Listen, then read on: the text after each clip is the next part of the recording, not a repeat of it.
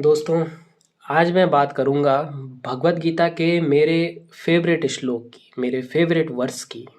मेरा कौन सा फेवरेट वर्स है, कौन सा श्लोक मुझे बहुत पसंद है भगवद गीता का।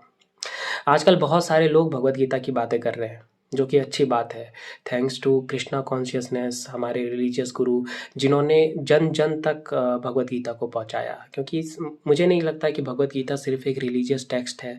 ये एक तरह से एक मोटिवेशनल बुक है, एक फिलोसॉफिकल बुक है, जिसे हर किसी को समझना चाहिए, पढ़ना चाहिए। हर कोई कहता है कि मैंने भगवद गीता पढ़ी हुई है, लेकिन मैं उनसे पूछना चाहता हूँ, आपने समझी कितनी है। मेरे पास भी भगवद गीता है, मुझे किसी ने गिफ्ट की थी।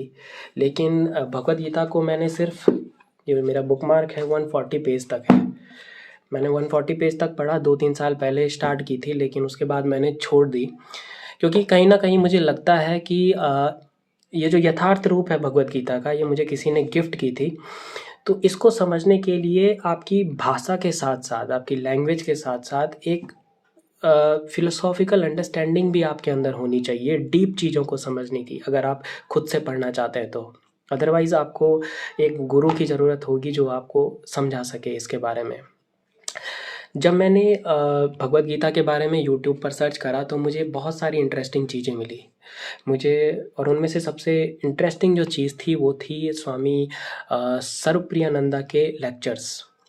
स्वामी सर्वप्रियानंदा जो हैं वो विवेकानंद समिति से जुड़े हुए हैं, रामकृष्ण मिशन से जुड़े हुए हैं। और उनके जो आईआईटी कानपुर में, विवेकानंद समिति, आईआईटी मद्रास में जो उनके जो लेक्चर हैं, अद्वैता वेदांता, वेदांता फिलॉसफी के ऊपर, इवन भगवद गीता के ऊपर जो उनके जो लेक्चर्स हैं वो बहुत फेमस हैं। उनमें से एक आईआईटी कानपुर में उनका एक लेक्चर है भगवद गीता फॉर स्टूडेंट्स। जब मैंने, काफ़ी बड़ा वो लेक्चर है, जब मैंने वो लेक्चर सुना तो उस लेक्चर के स्टार्टिंग में वो एक श्लोक कोट करते हैं, जो जो मेरा फेवरेट श्लोक है। जब मैंने उसे सुना तो मुझे काफ़ी पसंद आया, और आई थिंक मुझे ऐसा लगता है कि आप लोगों तक भी वो पहुंचना चाहिए। मैं उस श्लोक को आपको एक्सप्लेन करूंगा, लेकिन उससे पहले मैं आपको एक सिनेरियो आपके सामने रखता हूँ। भगवद गीता में भगवान श्री कृष्ण जो है वो अर्जुन को उपदेश देते हैं, अर्जुन को ज्ञान देते हैं कि तुझे क्या करना चाहिए, क्या नहीं करना चाहिए। लेकिन ऐसा भी तो हो सकता था कि भगवान श्री कृष्ण दुर्योधन के पास जाते और उसको बोलते कि यार तू जो कर रहा है वो गलत है। अगर जो ज्ञान भगवान श्री कृष्ण ने अर्जुन को दिया, अगर वो ज्ञान भगवान श्री कृष्ण दुर्योधन को देते, तो इतनी बड़ी जो महाभारत है, इतने बड़े जो कत्लेआम, इतने लोगों की जो जाने गई, वो अवॉइड की जा सकती थी, वो कहीं ना कहीं रोकी जा सकती थी। लेकिन ऐसा हुआ नहीं, क्यों?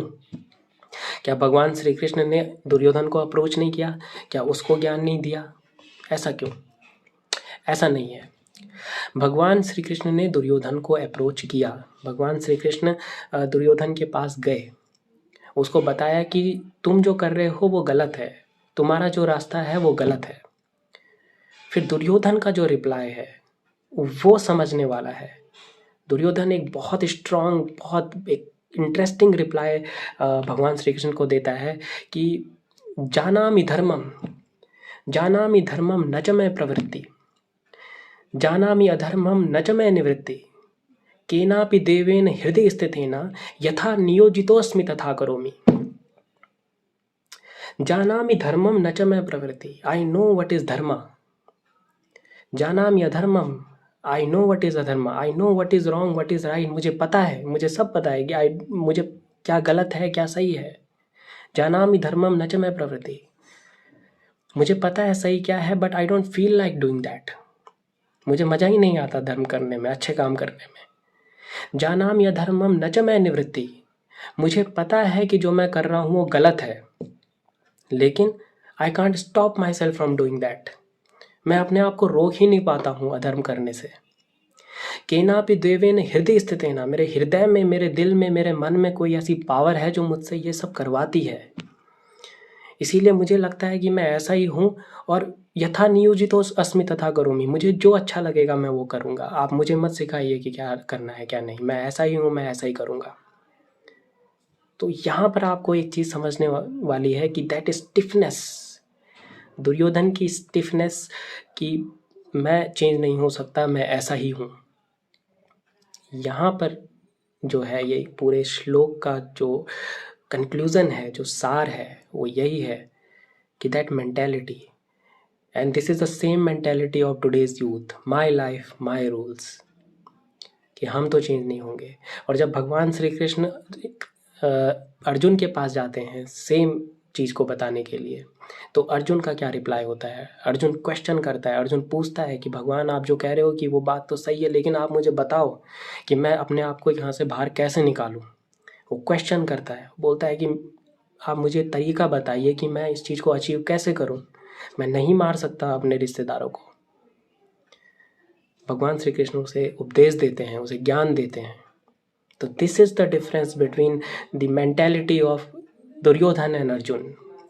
दुर्योधन के अंदर एक स्टिफनेस है, एक रिजिडिटी है, जबकि जो अर्जुन है उसके अंदर एक फ्लेक्सिबिलिटी है। अर्जुन सीखना चाहता है, वो सीकर है, वो वांडरर है। तो कहीं ना कहीं ये श्लोक हमें बताता है कि नोइंग इज नॉट इम्पॉर्टेंट।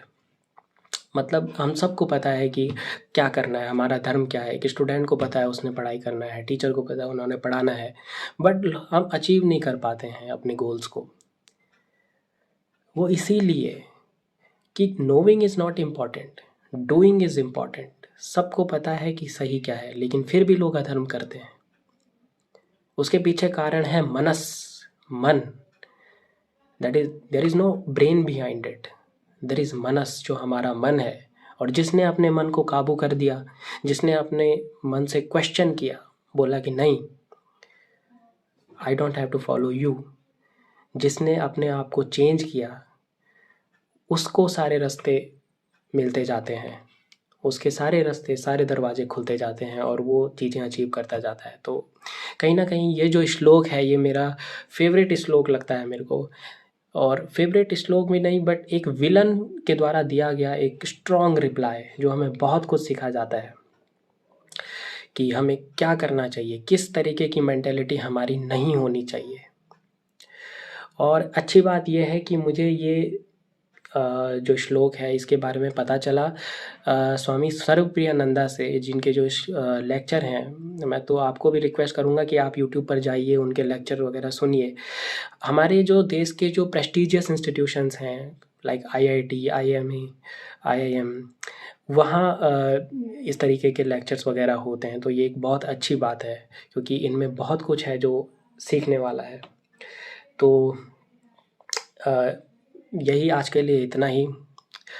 आगे भी बहुत सारे ऐसे टॉपिक्स पे डिस्कशन होते रहेंगे। तब तक के लिए थैंक यू सो मच।